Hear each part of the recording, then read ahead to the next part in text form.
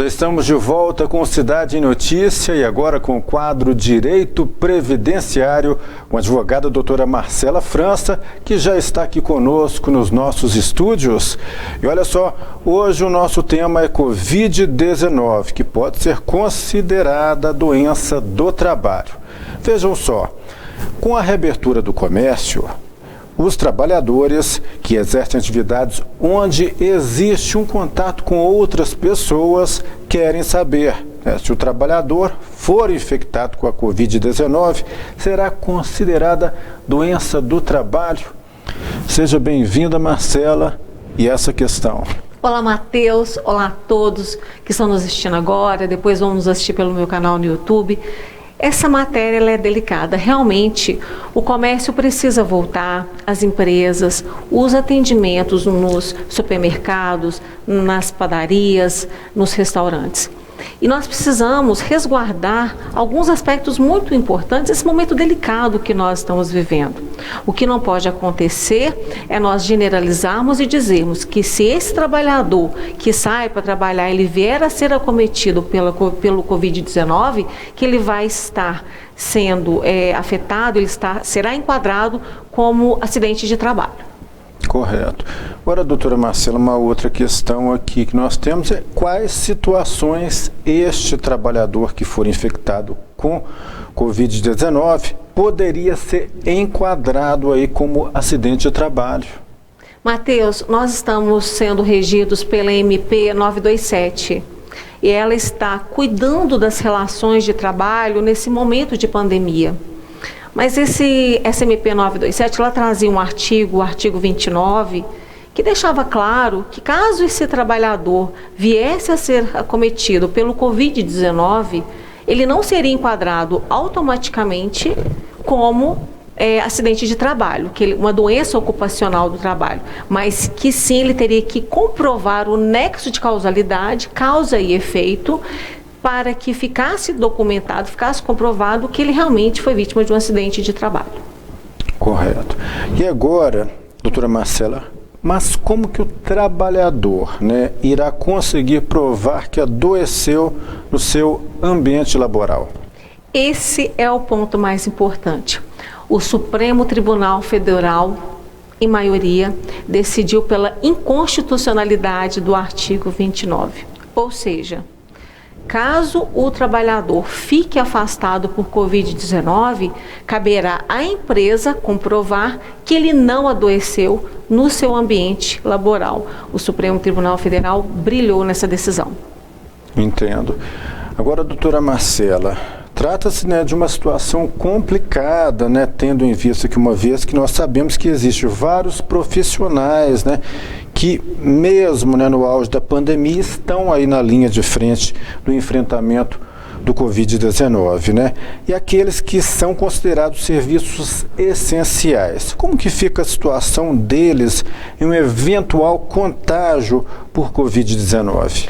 O Supremo Tribunal Federal, com a cassação desse artigo 29, ele visou justamente proteger os empregos e os trabalhadores que estão também na linha de frente, uma vez que eles estão mais expostos a esse vírus que é altamente contagioso. Nós temos uma situação, eu vou dividir uma situação dando dois exemplos. Suponhamos que esse trabalhador da linha de frente, ele pode ser um policial, ele pode ser um médico, ele pode ser um profissional da limpeza, ele adoece. Tem duas situações, ele vai ficar 15 dias pelo empregador e depois ele vai afastar pelo INSS. Ok. Ou ele volta para o trabalho dali 30, 40, 50 dias e a vida dele segue normalmente e ele vai receber por alguns dias ou até um mês ou 2 meses, dependendo do quadro, um benefício por incapacidade temporária. Melhorou, volta para o mercado de trabalho. Mas e se esse trabalhador não tiver condições de voltar para o mercado de trabalho? Porque nós não sabemos a extensão das sequelas do vírus no corpo de cada trabalhador. Então, nesse momento, existe a proteção social, dele poder vir a receber um benefício por incapacidade permanente, que seria uma aposentadoria por invalidez, e também, dependendo do caso, fazer jus a uma indenização. Correto. Agora, doutora Marcela, o que as empresas podem fazer, né, para proteger aí os seus funcionários no contágio, né, da Covid-19? Matheus, você concorda que nenhuma empresa quer ter um acidente de trabalho vinculado à sua imagem, correto? Com certeza. Então, nenhuma empresa quer ter um acidente de trabalho vinculado ao seu CNAE, ao seu CNPJ. Então, os empregadores, eles precisam proteger o trabalhador. Por isso que nós temos a OIT e a OMS, que vão deixar claras as regras para que se volte a exercer a sua atividade laboral. Mas eu já posso adiantar algumas delas, como grande parte de vocês já sabem. Por exemplo, será necessário que o empregador disponibilize máscaras, álcool em gel, distanciamento entre trabalhador e cliente, entre os trabalhadores, seja no refeitório, seja até mesmo no toalete, ou até mesmo turnos. É uma forma que o empregador tem de proteger a sua equipe. Lembrando que a partir de agora as grandes empresas elas vão ter que ter uma gestão dos afastados, uma gestão das pessoas acometidas por Covid-19, porque eles terão que ser acompanhados bem de perto, caso a caso. Correto.